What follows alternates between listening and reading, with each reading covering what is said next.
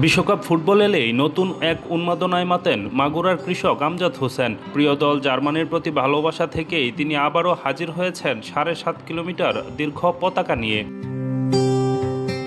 বুধবার দুপুরে সদর উপজেলার ঘোড়ামারা গ্রামের কৃষক আমজাদ স্থানীয় নিশ্চিন্তপুর স্কুল মাঠে এ বিশাল পতাকা প্রদর্শন করে স্থানীয়দের দৃষ্টি কাড়েন। আর এই পতাকাকে ঘিরেই মাগুরার প্রত্যন্ত এই গ্রামটি আজ পরিণত হয়েছে গোটা দেশের জার্মানি সমর্থকদের মিলন মেলায়।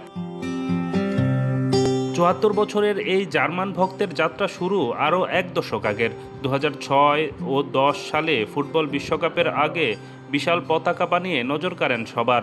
এরপর ২০১৪ সালে নিজের ৩০ শতক জমি বিক্রি করে ৩.৫ কিলোমিটার দীর্ঘ জার্মানির পতাকা তৈরি করে প্রথমবার আলোচনায় আসেন তিনি। এ সময় ঢাকার জার্মান দূতাবাসের কর্মকর্তারা মাগুরায় গিয়ে সংবর্ধনা দেন এবং জার্মানির অফিসিয়াল ফুটবল ক্লাবের সদস্য পদের স্বীকৃতিও প্রদান করেন।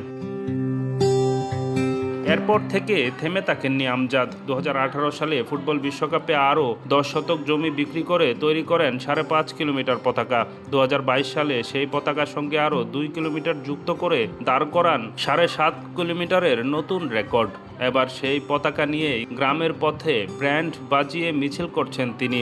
এতে গ্রামের শিশু কিশোর থেকে শুরু করে বয়স্ক মানুষ পর্যন্ত অংশ নিচ্ছেন।